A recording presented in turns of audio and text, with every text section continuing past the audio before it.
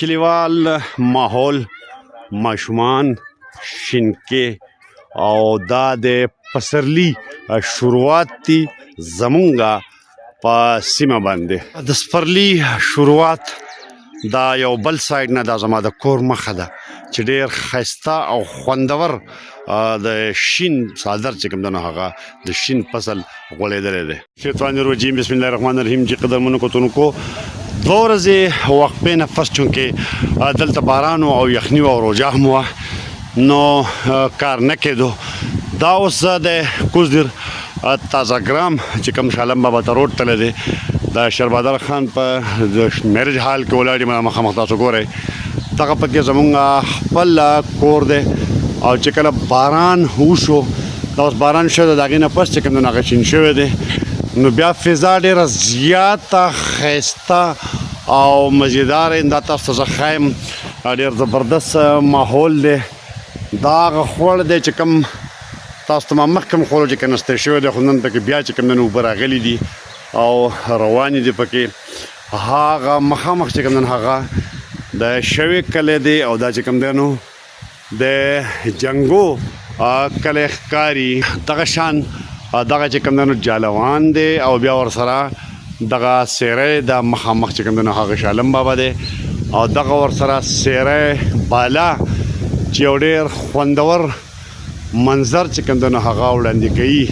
شاته ورسره د کیداړی غر دی بامبولۍ دغه طرف ته دغه طرف ته چې کوم دی نو بیا شموزو بابرغاښی دی او دغلته اوس د ګیسټ هاوس هم جوړ شوي دي په دې طرف باندې دغه روډ په مخه اوښتی دی د ډوب غر دی او دا په مخه باندې تللی دی هغه طرف ته شموزو سایډ ته. نن سبا ډېره زیاته ګرین دی دا اوس باران ولاړ دی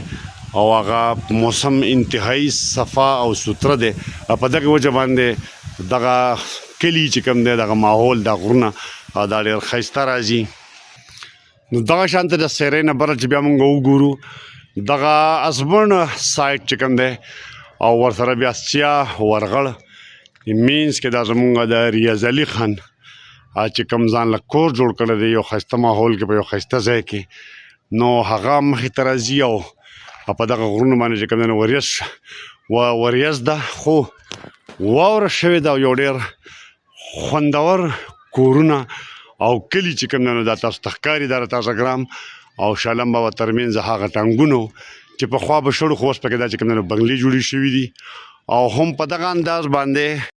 دا بیا دغه ښایسته کلی شینګری چې کوم دی نو شینګری خو ښکاري نه خو د هغې نه بله چاته موږ وګورو نو سفري دی او په دغه انداز باندې بیا مینا بټان زربیګ او دغه بیا کوټیګرام او دغه شانته لړم ټاپ چې کوم دی زمونږ هغه په وریځ کې چې کوم دی هغه پټ دی او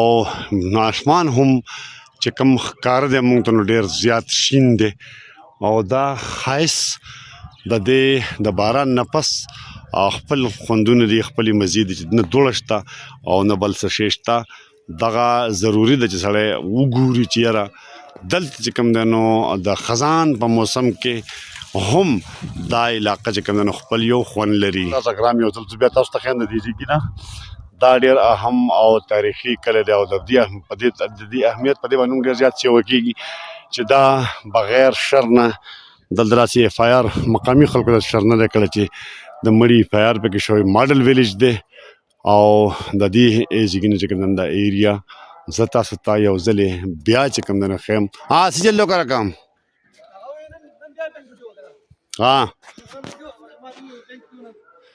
زه ټیک شو بیا سهار لی وکړو نو ښه تازه ګرام کلی یو ځلې بیا د دې طرف نه ډېر ښایسته منظر دی.